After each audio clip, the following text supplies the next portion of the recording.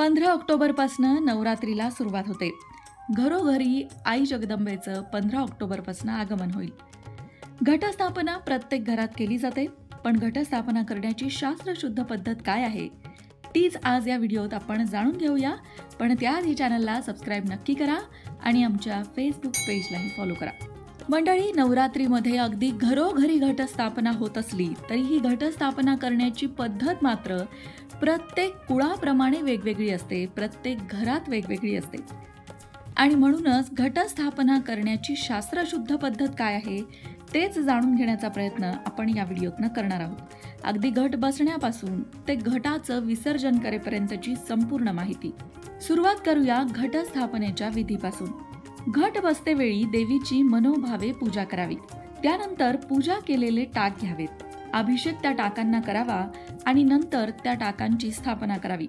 जर तुमच्याकडे देवीचे टाक नसतील तर तुम्ही कुलदेवतेचा फोटोही घेऊ शकता. स्थापना करण्यापूर्वी प्रथम पाट घ्यावा. त्यावर गहू पसरवून पाण्याने भरलेला कलश ठेवावा. पाण्यात पैसे, सुपारी घालावी. तांब्यावर गव्हाने भरलेले लहान ताम्हण ठेवावे आणि त्यात देवीचे टाक ठेवावे. हळदी, कुंकू, गंध, फुलं यांनी पूजा करावी. या दिवशी गव्हाचं महत्त्व जास्त असतं.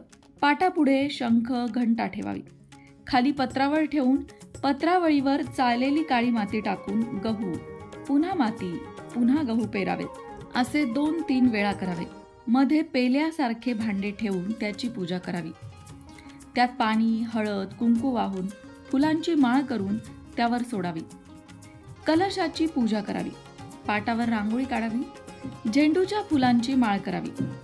ही फुलं मिळाली नाहीत तर अन्य कोणत्याही सुवासिक फुलांची माळ नवरात्रीत 9 दिवस घटावर रोज एक याप्रमाणे बांधावी. शक्य झाल्यास नवरात्रीत 9 दिवस 24 तास समई तेवत ठेवावी. ज्या दिवशी एका तिथीचा क्षय असेल त्या दिवशी 2 वेळा माळ घालून 9 दिवसांच्या माळा पूर्ण कराव्या. रोज आपण फराळाचा जिन्नस करतो, त्याचा नैवेद्य दाखवून नंतर फराळ करावा. रोज संध्याकाळी देवीची आरती, जप आणि पोथी वाचन करावं. आता नवरात्री उत्थापन अर्थात विसर्जन कसं करावं? रावणाशी युद्ध करण्यापूर्वी त्यात यश मिळावं म्हणून श्रीरामांनी देखील नवरात्र व्रत केलं होतं. रावण वध दशमीला म्हणजे दसऱ्याच्या दिवशी केला.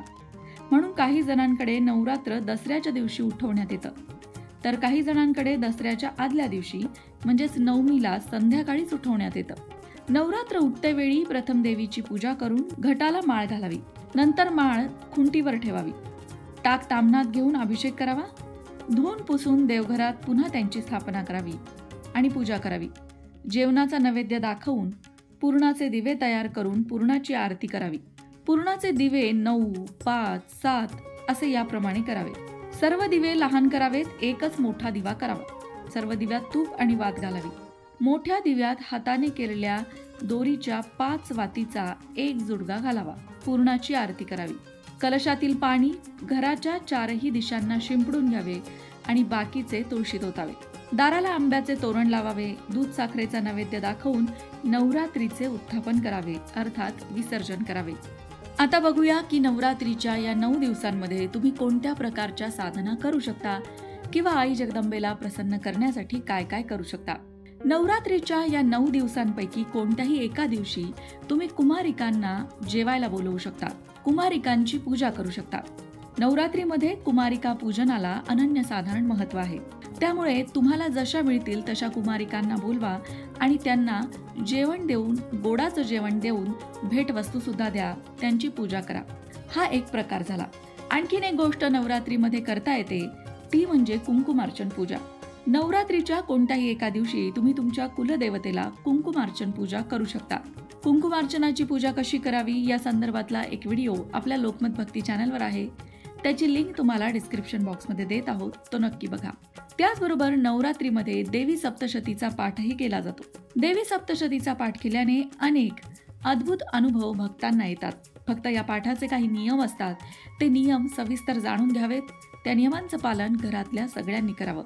नवरात्रीमध्ये आणखीन एक प्रकारची साधना करायची ती म्हणजे कुलदेवतेच्या मंत्राचा 9 दिवस रोज 108 वेळा जप करायचा. तुमची जी कुठली कुलदेवता असेल त्या कुलदेवतेचा एक मंत्र असतो. त्या मंत्राचा रोज 108 वेळा जप अवश्य करावा. कुलदेवतेचा मंत्र कसा ओळखायचा? यासाठी कुलदेवतेच्या कुठल्या सेवा कराव्या आणि कशा कराव्या या संदर्भातला एक व्हिडिओ आपल्या लोकमत भक्ती चॅनलवर आहे, तो नक्की बघा. नवरात्रीमध्ये आणखीन एक गोष्ट केली जाते ती म्हणजे जगदंबेच्या स्तोत्रांचं पठण करणं. देवीची अनेक स्तोत्र आहेत. त्या स्तोत्रांपैकी एक स्तोत्र निवडा आणि ते स्तोत्र रोज 9 दिवस तुम्ही म्हणू शकता. अनेक जण नवरात्रीच्या या 9 दिवसांमध्ये जोगवा मागण्याची सेवा सुद्धा करतात. घरोघरी जोगवा मागितल्याने आपल्यातला अहंकार नष्ट होतो आणि ईश्वर प्राप्तीच्या मार्गात अहंकार हा सगळ्यात मोठा अडसर असतो. म्हणून ज्या सेवा नवरात्रीच्या काळात केल्या जातात त्यामध्ये जोगवा मागणं ही पण एक सेवा येते. नवरात्रीच्या 9 दिवसांसाठी घराच्या मुख्य दरवाजाच्या दोन्ही बाजूला चुना आणि हळदीने स्वस्तिक चिन्ह बनवावं आणि आंब्याचं किंवा अशोकाच्या पानांचं तोरणही दाराला लावावं. असं केल्याने घरात सकारात्मक ऊर्जा येते आणि त्या सकारात्मक ऊर्जेने घरातल्यांचंही कल्याण होतं. घरातल्या सगळ्या प्रकारचे दोष नष्ट होतात. नवरात्रीमध्ये अखंड दिवा लावण्याचंही महत्त्व आहे. ही अखंड ज्योत ती लोक सुद्धा लावू शकतात ज्यांच्या घरी घटस्थापना केली जात नाही.